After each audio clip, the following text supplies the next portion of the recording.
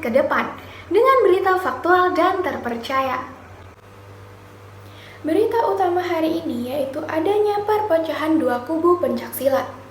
Telah terjadi perpecahan antara dua kubu PSHT Pusat Madiun dan Pusat Jakarta pada Sabtu malam 17 April 2021. Peristiwa itu terjadi di Desa Buluharjo, Kecamatan Pelausan, Kabupaten Magetan, Jawa Timur. Perebutan hak milik BET menjadi latar belakang perpecahan pada pencaksilat satu perguruan tersebut. Masa yang terlibat pada peristiwa keributan yaitu pihak kubu PSHT Madiun dan pihak kubu PSHT Jakarta.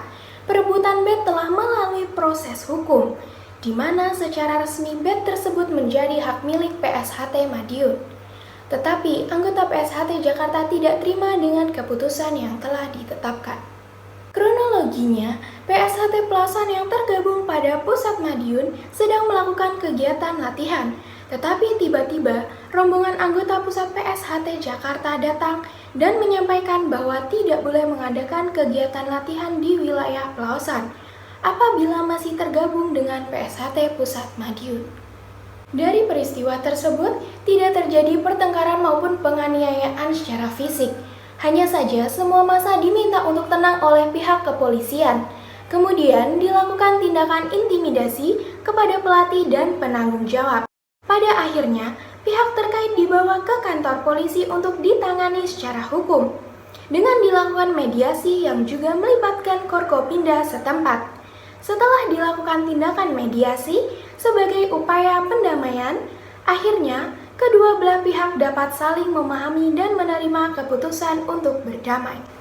Meskipun keputusan berdamai telah disepakati berdasarkan informasi terakhir, karena kasus juga sudah ditangani oleh Forkopimda Kabupaten Magetan, kemungkinan PSHT Pusat Madiun maupun Pusat Jakarta dilakukan pembekuan sementara, sehingga belum dapat dipastikan hingga kapan pembekuan tersebut dilakukan.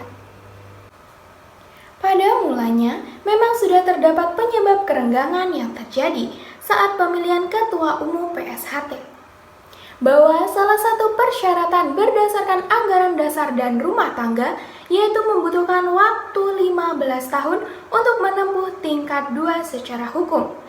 Namun, Pusat Jakarta sudah melakukan tingkat 2 dalam waktu kurang dari 15 tahun. Selain itu, Ketua Umum harus berdomisili di Madiun sebagai pusat pertama PSHT, di mana Ketua Umum pada saat itu tinggal di Jakarta, sehingga pemilihan tersebut dianggap sah, namun belum dapat dikatakan sah secara hukum yang berlaku. Sesuai anggaran dasar dan anggaran rumah tangga, itu tingkat 2-nya minimal 15 tahun. Tingkat 1 15 tahun, baru bisa mengikuti tingkat 2. Betul. Nah, cacat hukumnya Mas yang Jakarta JJ ini itu belum 15 tahun sudah bisa ikut ikut tingkat 2 gitu loh. Sebelum tingkat 15 tahun tingkat 1 dia sudah bisa ikut tingkat 2 dan juga dipilih sama si pihak waktu pemilihan itu yang pertama. Yang kedua, Ketua Umum ini aturan di anggaran dasar anggaran rumah tangga. Ketua Umum harus berdomisili di Madiun. Itu pun tidak dilaksanakan dengan Ketua Umum. Nah, Ketua Umum Jakarta itu domisili di Jakarta. Namun, peristiwa tersebut telah ditangani secara hukum, secara hak paten hasil kasasi bahwa BET menjadi hak milik Pusat Madiun. Berita selanjutnya yaitu penemuan granat di sebuah kontrakan. Ditemukan sebuah granat di kontrakan seorang warga bernama Muhammad Yulianto pada 19 April 2021 pukul 4 sore yang berlokasi di Kelurahan Kepolorejo, Kabupaten Magetan, Jawa Timur. Granat tersebut diduga milik pengontrak sebelumnya yang merupakan seorang pedagang sate ayam asal Madura.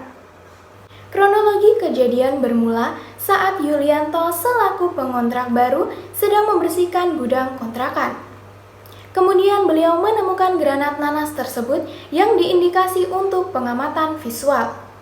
Untuk mengantisipasi hal-hal yang tidak diinginkan, Yulianto segera melapor ke pihak RT yang dilanjutkan ke pihak kelurahan hingga ditangani oleh pihak polsek setempat. Kemudian, pihak polsek segera datang ke TKP untuk mengecek kebenarannya. Namun, karena bukan ahli dalam menangani bahan senjata peledak, pihak polsek hanya mengamati dari kejauhan saja. Akhirnya, sekitar jam 7 malam, tim Brimob datang ke TKP untuk membawa benda yang diduga granat tersebut ke Marko Polsek untuk diteliti kebenarannya. Tapi nanti akan kita cari lagi di rumahnya karena ini belum dibongkar secara menyeluruh. Dimungkinkan siapa tahu ada lagi, tapi sementara ya satu. Kalau secara fisik Bu, itu aktif nggak Bu? Kalau kita lihat dari granatnya ya karena kami bukan tim ahlinya, nanti mungkin bisa disampaikan oleh tim Jihandak Madiun. Rencana nanti habis maghrib bisa bertanya langsung mungkin. Setelah diidentifikasi, disimpulkan bahwa granat tersebut adalah replika. Meskipun demikian, terdapat kemiripan antara granat asli atau replika, baik secara fisik maupun komposisinya. Istilahnya udah diidentifikasi lah. Akhirnya disimpulkan bahwa granat tersebut adalah replika. Di sisi lain, pihak kepolisian merasa senang karena jika terdapat peristiwa yang diduga membahayakan, warga segera melapor sehingga dapat segera diatasi dan diamankan. Daripada warga tidak berani untuk melaporkan yang nantinya akan berdampak fatal. Saat ini, granat nanas tersebut sudah diamankan oleh pihak Brimob di tempat khusus senjata peledak, sehingga dapat dipastikan eksekusi berjalan lancar. Tidak terasa selama 5 menit lebih saya menemani pemirsa usai sudah tayangan berita pada hari ini. Jangan lupa terus saksikan Fresh News setiap hari pukul 11 siang hanya di Vokasi TV. Saya Aprilia Devayanti pamit undur diri dan sampai jumpa.